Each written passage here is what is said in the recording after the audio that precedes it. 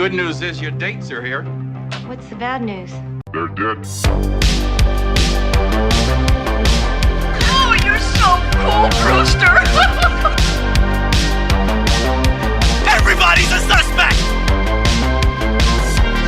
Hey, Ted, where the hell's Corkscrew? Don't fuck with the Chuck! Today we're going to talk about Mr. Robert Zombie's Halloween 2 and how much I love this movie. Please. Oh, God. No! No! Yeah, we have the returning cast, Daniel Harris, Scout Taylor Compton, Tyler Mane, Sherry Moon Zombie. We do get Weird Al, who stands out like shit in a Sugar Bowl, just doesn't belong there. We get Caroline Williams and Margot Kidder, so that's always fun. I will say the first half hour of this movie is just fucking awesome, and then it turns into one of the biggest pieces of shit I've ever seen. The strong points are we get brutal kills. We get Tyler Mane, he's back playing Michael again, and he's the first one to do it back to back. There's some really cool like cinematography shots, like the cornfield scene when Michael gets his ass whooped and then he puts the mask on. A lot of silhouettes, there's bright lights and then they're just black, like just good contrasting colors and shit, you know, I like it. Rob Zombie adds a couple good songs in this one. The Moody Blues, Nights in White Satin, when she's in the hospital. But yeah, the movie starts with a flashback of Michael's back at Smith's Grove and he's played by a guy named Chase Wright Vanek. Yeah, that's a mouthful.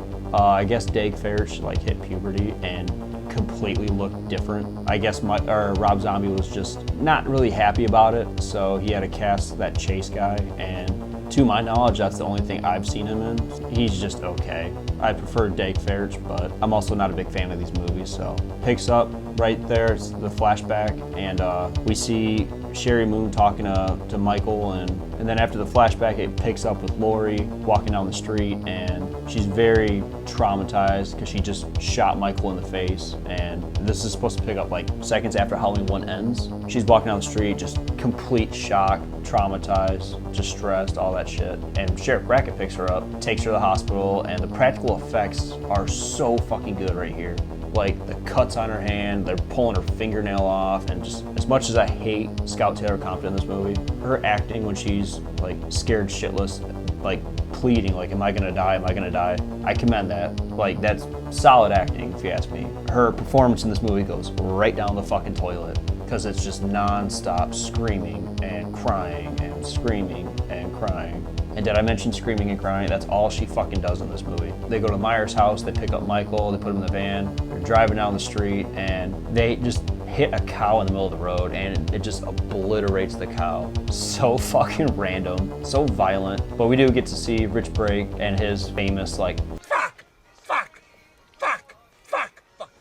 Fuck! Michael gets out of the van, decapitates him with a shard of glass. Like, what the fuck? And then we see just Sherry Moon and some fucking white horse. And there's like a excerpt in the beginning about the white horse and shit. It's so fucking stupid. This movie starts off strong as fuck and then it just tanks. And it bothers the shit out of me. Because it had potential, in my opinion. It had potential. It recreates like the hospital scene from part 2. Like, we get Octavia Spencer, she gets butchered, and Michael kills the fuck out of her. He stabs her like 42 times or some shit. I'm exaggerating, but no, I'm not actually. He stabs the shit out of her. Just that whole like tension, and it was really well crafted. Like the shots that they made, everything. When Michael's like chasing her with the axe, and she's in that little shack, he breaks down the wall right when he's getting ready to hack her up. That was the strongest part of the movie for me. I mean, obviously the kills are spectacular in this movie, but when it comes to storyline, just the opening like half hour, 20 minutes, half hour, like I said, was the strongest point.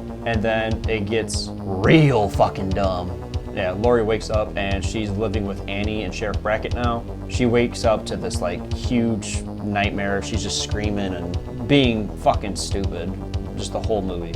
Being really frantic and just very annoying. Like, I want to headbutt a fucking brick wall every time I watch just her on screen. Dr. Loomis, he's on a book tour for this new book that he wrote called The Devil Walks Among Us, and he's just got like this like superstar ego all of a sudden. No, it's the wrong photograph. I mean, this is old Loomis. This is new. Well, I'm not going in there until you go get me a cup of PG Tips with a splash of milk, and I want it sizzling hot.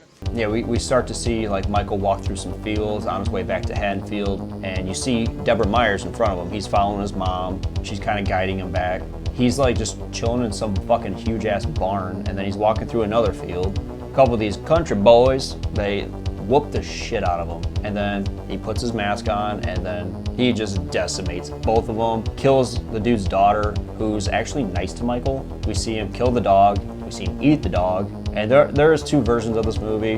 One's not better than the other. They both kind of suck really bad, if I'm being honest. It cuts to a couple cool shots of like she's having another like nightmare, but you see like this black and white scene where they have like really cool pumpkin masks, and like she's on a table, and just that whole vibe is like, it's kind of like snowing a little bit. Just everything about that scene was just so fucking like really cool to me. She wakes up again, screaming. Ugh, I can't get enough of that. And then it cuts to a vision of her, or I don't know, she's like hallucinating or something. She ties up Annie, like she duct tapes her to a chair, just like how Michael did to Ronnie in the first one. Slices her throat. It just like recreates a lot of the same shit, and it's just very bland, and I don't know, like it's really unnecessary. Dr. Loomis reveals that Michael and Laurie are siblings, and then he tells everyone in the interview to like read the book. The answers are in the book. Laurie reads the book, makes the connection, and then once again it's another episode of her screaming and being obnoxious for no fucking reason. All of her friends are just like, hey, it's cool, let's calm down, and it's a very drawn out scene of just her fucking crying. God, I hate this movie. She does go to a bitchin' ass party. Jeff Daniel Phillips, he makes an appearance. He's like, I think his name's Captain Clegg, and he's like the guy on the microphone making the jokes. He's acting like a wolf, but we do see him at like a strip club. That's the VHS rewind moment. He gets his head stomped in very fucking violently. I do wish we would got to see more of like blood and like brains and shit like we do in Halloween 2018 when he kills Dr. Sartain, but you know, it's very cool. You can hear like the skull crunching and shit. It's just shot very dark, and you don't really get to see much. You just get to see his foot like stomp his head. So like she ends up going to a party, and she sees Deborah Myers, which is her mom, and they're having like a little conversation about like it's almost time to come home, blah blah blah, and she's freaking out. So she goes home, Annie's there, and we see Michael in the shower, and you see him in the reflection. She sees him in the reflection, and she looks at him, takes off running like, oh, you motherfucker! He eventually kills her. Laurie shows up, sees Annie all bloody and shit. Michael attacks her, she gets away, she runs down the street, some fucking hitchhiker picks her up. He kills the hitchhiker, flips the fucking car because he's a mountain of a man. He's like fucking 7 feet tall, and I actually got to meet Tyler Mane. Awesome dude, by the way. He's a very nice guy.